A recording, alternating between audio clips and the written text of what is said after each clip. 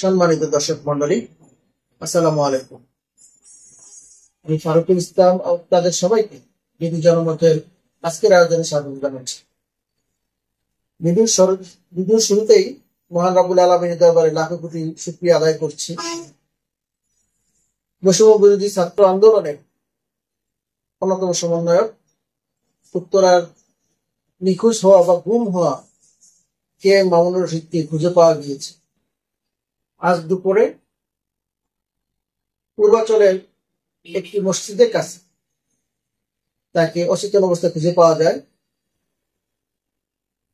এবং যখন তাকে খুঁজে পাওয়া যায় তখনও তার পরিবার তাকে খুঁজে পাওয়ার জন্য মানববন্ধন করছিলেন, কান্নাকাটি করছিলেন।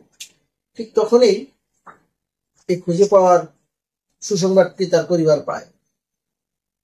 আমরাও শুকরিয়া আদায় করছি, কিন্তু প্রশ্ন থেকে যাচ্ছে এর পিছনে কি সেই রহস্য, সেগুলি কিন্তু আমাদেরকে জানতে হবে। যদিও এই মুহূর্তে কে এম মামুনুর রশিদ অসুস্থ, অচেতন ছিলেন, তার উপর দিয়ে একটি ধকল গিয়েছে, কিন্তু কম সময়ের মধ্যে আমরা জানতে চাই, তার মুখ থেকে জানতে চাই কি সেই রহস্য। বিগত দিনে যে সমস্ত মানুষরা ফিরে এসেছেন তারা কিন্তু সবাই কম বেশি মুখে কুলুপ এঁটেছিলেন, কিছু বলতে চাননি।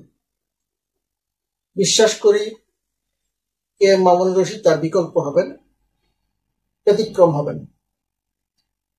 কারণ 5ই আগস্টের পরে যে সময়টিতে আমরা বসবাস করছি, আমরা তো বিশ্বাস করেছি যে আমরা সেই ভয়ের সংস্কৃতি থেকে, সেই গুম আয়না ঘরের কালচার থেকে আমরা বেরিয়ে এসেছি।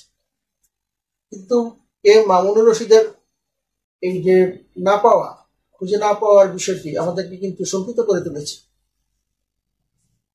অতি দ্রুত